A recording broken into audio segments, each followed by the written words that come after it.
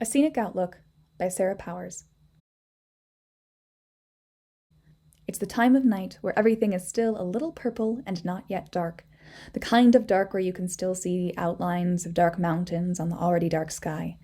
June and Avi drive down a long, windy road in Idaho.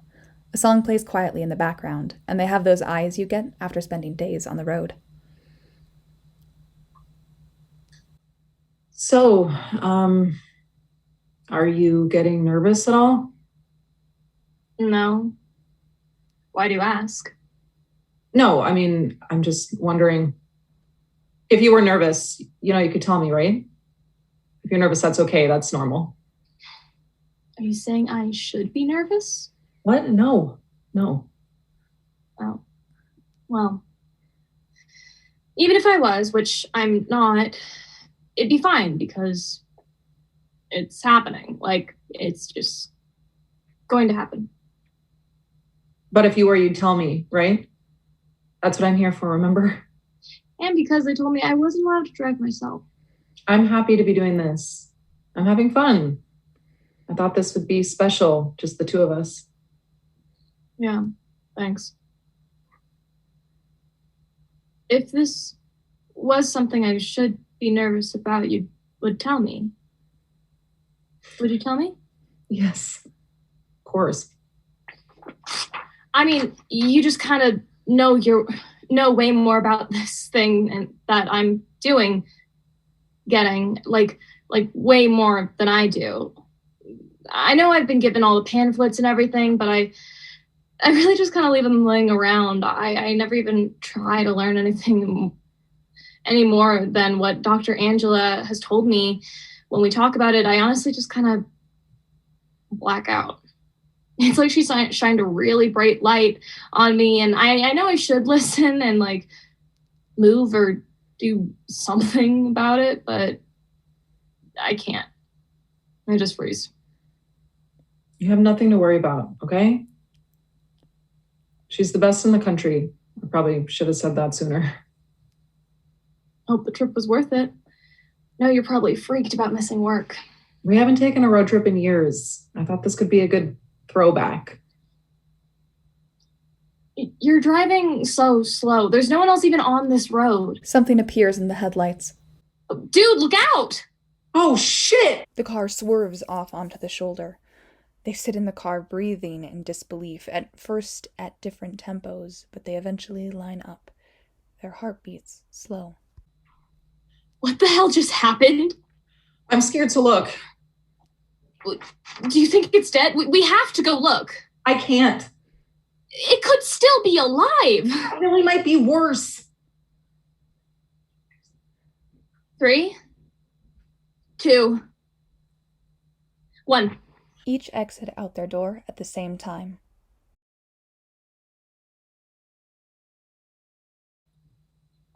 It's still alive. We have to do something about this. Holy shit, the car's wrecked. We have to call someone, right? It's okay. I know what to do. I'm good at this kind of thing. We have to call animal control or something. AAA, I'll call them. Meanwhile, a writhing, bleeding out animal is in the road in front of their car. Whoa. Look. She's huge. I'm a killer. Oh my God, I'm a murderer. Okay, June, chill out. I've always thought women serial killers were kind of cool. Kind of hot, to be honest. Can you please take something seriously for once in your life? I have blood on my hands. This is a giant animal. Good for you. You're disgusting. I mean, yeah, it's terrible, but damn. Please stop joking around. Okay. Whatever. You stay here and look after it, and I'll just make some phone calls. June is left alone with the dying animal. She kneels next to it. I just killed a deer. I just killed a living, breathing animal. I just killed you. She pauses, crouches down to look the deer in the eyes. Jesus Christ. You're still alive. Okay. Wow. We're gonna figure this out, right? We're gonna survive. I'm here for you. Please hold on until animal control gets here. June gets lost in the deer's dying eyes. Animal control asked me the gender of the deer. I'm not sure why, but... Oh, I think it's female. No, that's what I told them. No antlers, you know? This is sad. I mean, it's like kind of cool to watch it happening so up close. Of course I feel bad, though, like, obviously. Dear God, how are we both not dead? Well, think about it. If we had also died, then we wouldn't even have to feel bad, because, like, you'd be dead too. So it's like a trade-off situation. You get to keep living, but it might be kind of worse because, you know, you have the guilt of surviving while something else doesn't. I actually don't know which one's better. Do you realize you're not helping at all? Hey, Avi, do you think she's passed on? Oh. Yeah, I think so. I like that she's a girl. Yeah. The moment is quiet and tense. Suddenly and loudly, Avi gets a call back from AAA and goes off to the corner of the stage to take it. The phone ringing makes the sisters jump. They're calling us back. June has another private moment with the deer, now passed on. She tries to pray or do some kind of botched configuration of prayer. Dear God, or something, please forgive me for taking the life of this large and gorgeous wild animal, and also for not killing Avi, and also me. I guess I might have deserved it, you know, an eye for an eye kind of situation. Also, it's like totally fine that the car is ruined, and that's probably only the start of my karmic punishment. So, but why talk to God when I could talk to you, right? I mean, you are right in front of me. Okay. Hi. I wanted to say that I sincerely apologize. My name is June Johnson. I'm from Denver, Colorado, and currently on a trip to Bend, Oregon with my sister. And it's getting dark. June continues staring the deer deep in the eyes, barely noticing her sister talking. Hey, June. So, AAA says it could take up till midnight. So, which sucks. So, maybe we should find a motel or something, somewhere to sleep for the night. One we could walk. And... Sorry, what was that? June, please. I thought you were the one with the plan to be like super responsible on this adult trip. What are you doing? You're right, of course. This trip is for you. I'm simply here to help with whatever, all things, even this. Okay, I get it. Guess I'll go call back animal control. Avi lingers, watching the deer. Now, throughout these exchanges with the deer, June no longer speaks to the deer body itself. Now, the deer's spirit surrounds her. You know, I turn 30 years old tomorrow. Actually, probably in a couple hours or so by now. Lost track of time out here. And I'm worried about it. I'm kind of sad, too. I'm scared of getting older. I used to not be like that. Always loved my birthday, and I was always the oldest person in my grade. And I liked being the oldest.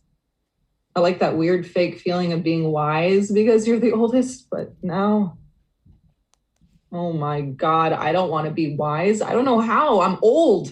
I should be like different, right? I should be changed. Sometimes it feels like I haven't changed at all my whole life, and I am always just going to be the same 20-year-old, 15-year-old, 5-year-old I once was, throwing the same temper tantrum year after year? So now they say they're about an hour or so away. I was really not expecting to sit on the side of the road. And where even are we? Somewhere in the middle of Idaho? I feel like we should do something. Like what? Like something for the deer. Like we have to pay our respects somehow.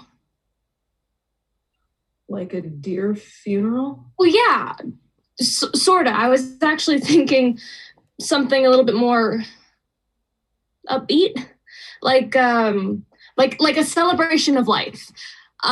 We need like sticks and candles and shit, and like let's build a shrine or something, and we can sing songs and make dramatic, tearful statements about the impact the deer has had on our lives and all that bullshit, and we'll be like honoring her life as we do it. So it's nice.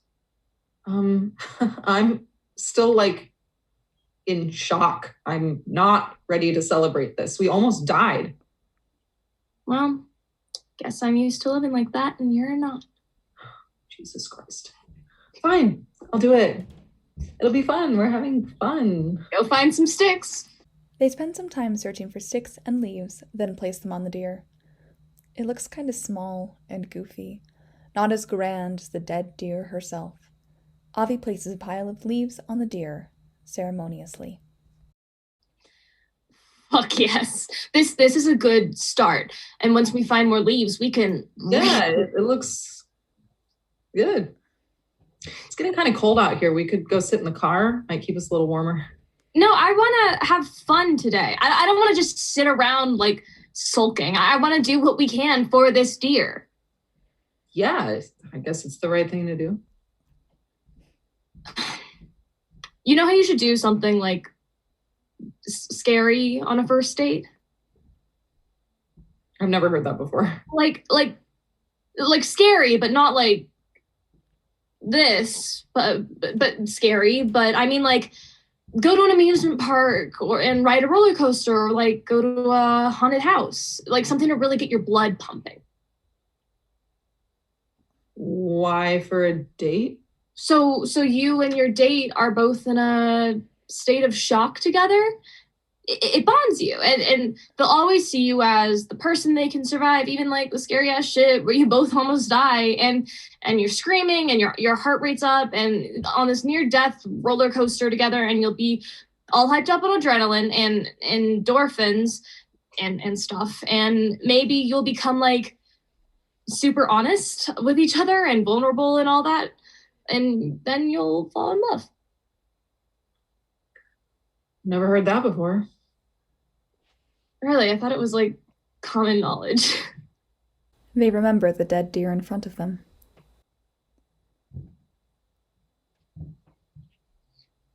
Have you ever fallen in love? I don't know. Avi, you're 27. Falling in love shouldn't still scare you this much. I'm not scared of love. I just don't want anyone to like know me like that. You know, and excuse me for not wanting to be touched or like talk about my feelings all the time like you do. I've tried and all, but I'm just like over it. I've fallen in love before. I know that. You've been with Riley for like ever. I know you know that. All I'm saying is that it's possible. But I think I have fallen in love before, if you can believe it. Back like 3 years ago, well, right after graduating, I had no idea what I was doing with my life, and my health was not great. I worked at the diner on Colfax. Remember that place? Well, my coworker Skylar and I got really close that summer. We hang out all the time and not even really do anything. We just listen to music and lay around, and we never really had to talk about anything serious or real together. We just hung out and split our tips, and that was kind of it. Oh, I had no idea. I don't even remember hearing about Skylar. We weren't really talking that summer. I just moved to New York. God, that feels like so long ago. I had the most stressful job. It's always been like that. Like what? Like, so stressed about your job and everything. And for what? For a boss who doesn't give a shit, forgot to pay attention to I what... already know all this about myself, but thanks. Really? I'm trying to work on it. I think it'd make you happier. That's all I'm saying. I mean, do whatever you want, but come on, live for yourself a little. Believe me, I'm trying. A car approaches. Holy shit, is that AAA? The car speeds past them. I still can't believe this is happening. So, tell me about Skylar. Are they... Oh, no. We're not like a couple or anything like that. I mean, I don't think we were in love. That makes it sound really intense. We didn't say love out loud or anything, and we weren't even having sex. So it wasn't like just a hookup or love. It was like something else entirely. It was really like we were 15 again, but not in a bad way. You know, just enjoyed our time together, and that was that. And then they moved to LA, and we haven't talked since. How come you never told me about this? I just kind of thought it wasn't that big of a deal. Of course it's a big deal. I want to hear about these things, you know? You were busy that summer. Javi, I care so much about you, okay? I know I can be kind of crazy and get like lost in my work and all that, but I know. I mean, why else would I be here? I did offer to drive you, didn't I? You know, you're not supposed to call people crazy, right? Oh, really? I didn't know that. Oh, yeah, it's fine. I just heard that before somewhere. I guess it's like disrespectful to actual crazy people. Oh, my bad. Yeah, I like people who need help. They're not crazy, you know. You're supposed to say unstable or something like that. We need to finish this shrine. Avi gets up and starts searching around for sticks, rocks, etc. Let's just set it up and then go sit in the car. Let's talk again, like we just did. That was nice. You could tell me more about being in love and... We can't just forget we killed her. Well, that's unfair. We can't just leave her here for dead. We have to do something at least, or won't the universe curse us if we don't? I'm pretty sure we've been cursed enough. Yeah, I actually can't look at this shit anymore. I'm over this. I'm over this road and AAA and waiting for someone else to come save us. I'm sick of all this self-pity. I'm sick of this stupid, beautiful deer. It's really like starting to freak me out. And anytime I look at it, its eyes follow me, even though it's dead. Avi. So screw this whole thing. Of course this happened to me. Of course this happened to the person who might die tomorrow. You know what? I packed us so many snacks and a 6-pack, and we're gonna eat and drink, and we're gonna be fucking merry. Got it, June? And we're gonna have a good fucking night. It's gonna be a party. And I think we might have some old candles in the trunk of the car from that weird water ceremony thing that Mom made us do last month, and we can add them to the shrine, and because that's all we can do right now. Avi goes to search in the trunk of the car. June looks at the deer and then looks out towards the sky. Whoa. Anyway, here we are again. You're still here, right? I mean, I know you're still here, but, you know, turn 30 in an hour, and I'm waiting for AAA on the side of a highway with my sister who might die tomorrow. Well, probably not. But you know how when you're young and learning to drive, adults always tell you teenagers think they're invincible. So you better stop acting like you're immune to mortality and keep your eyes on the road. So the idea that you could die tomorrow seemed to really stick with us. I'm trying to do everything I can for her that she might need. I'm trying to let her be moody and scared because, hell, I'm scared too. But I need to be strong for her and just drive. That last one didn't work out too well, thanks to you. Sorry, I killed you. That was unfair. I know this sounds selfish, but I don't think you'll judge me for caring about this. So I'm scared that Avi's gonna forget my birthday. I know that sounds like super pathetic and selfish. And she's under a lot of stress. I am too. I don't blame her. I wouldn't blame her, of course, if she forgot. We lose track of time out here. We've been driving for days and spending nights only half asleep in shitty side of the road motels, but it's kind of great. Yes, the circumstances aren't perfect, but I was happy to be in the car with my sister in the middle of nowhere. You have to live through certain things before you can make sense of them. June sits with the deer's spirit and all of what she just unleashed. A breeze washes over her. She is happy and scared and all of that together. Avi returns from searching the trunk with a 6-pack of beer and a bag of puffy Cheetos they had packed for the road. Yo, look what we have here. Cracks open a beer and chugs a good amount of it. Oh, I also found the candles in the back seat. Convenient. They remember the deer. Avi walks towards it. Avi lights 2 candles and places them on each side of the deer. They stand and watch for a moment as the candles light up the body. Avi shyly wipes a tear away.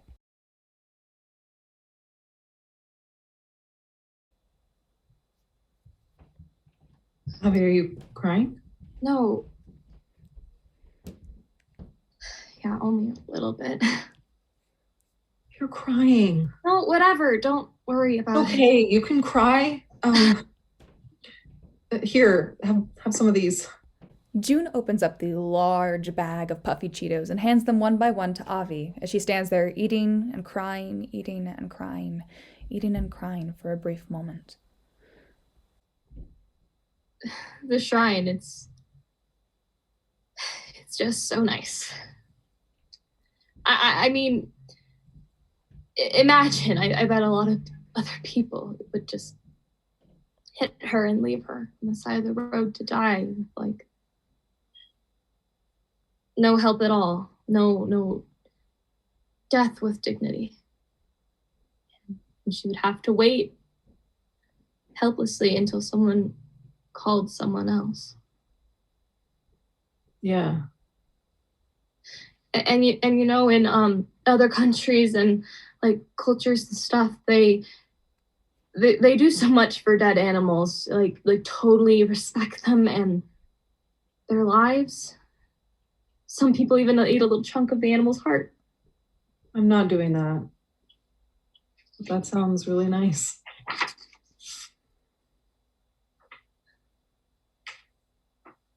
This is gonna sound bad, but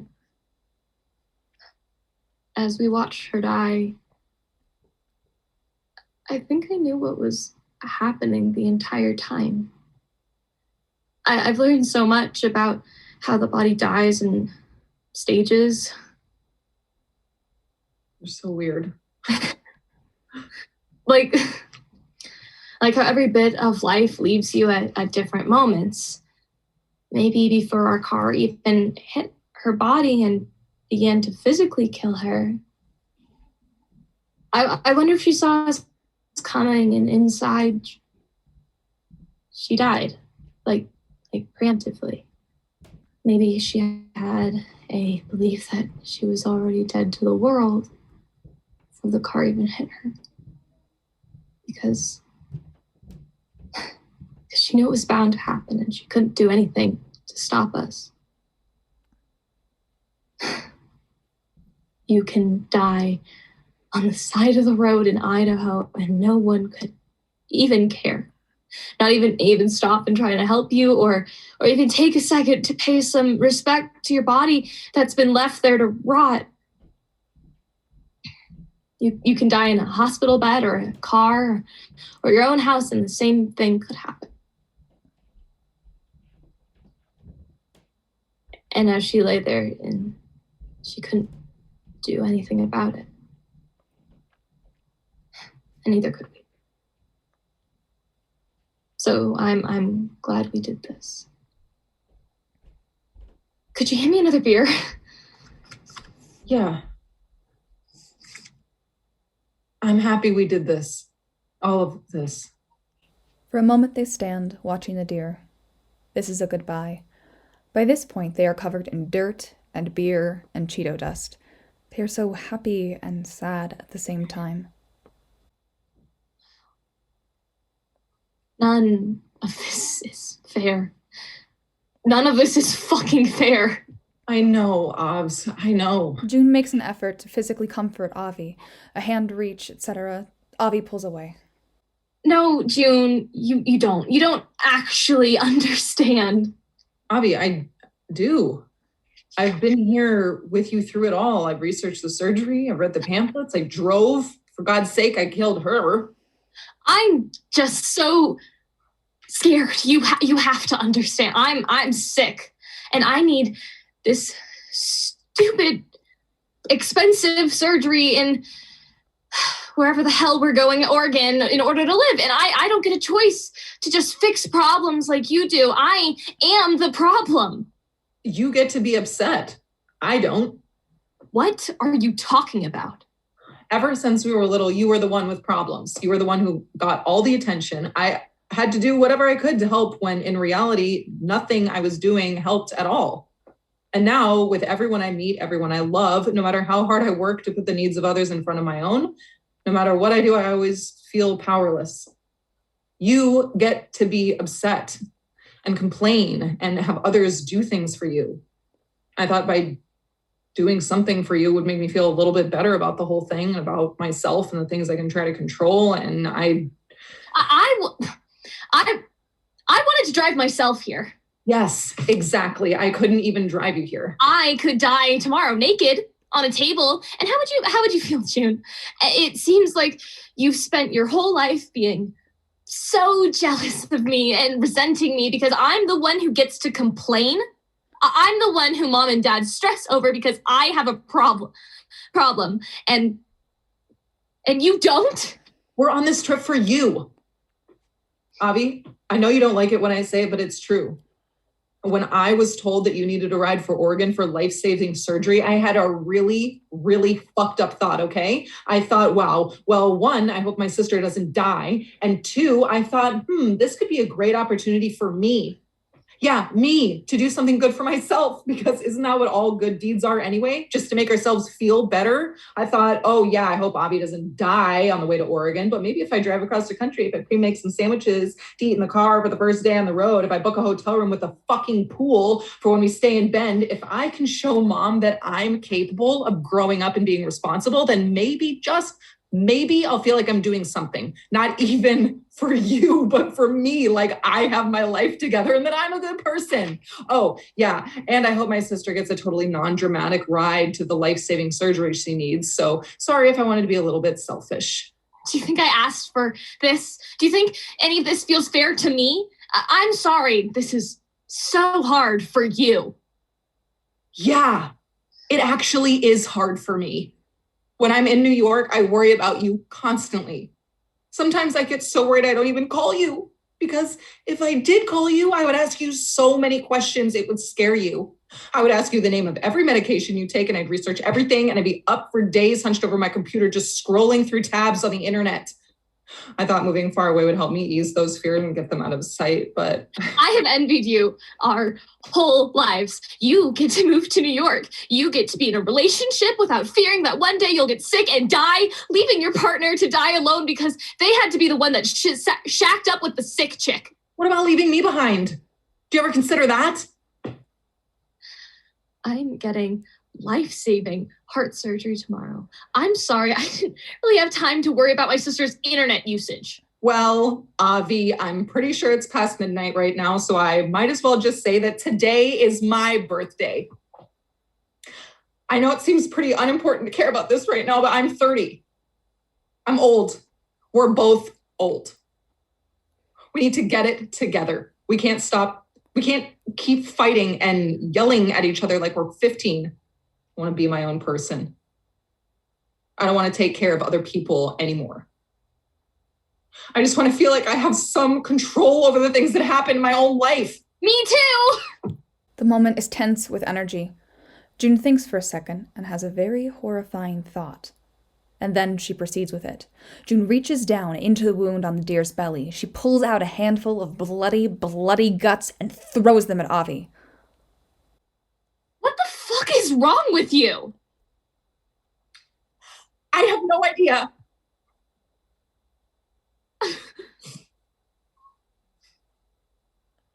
Sorry.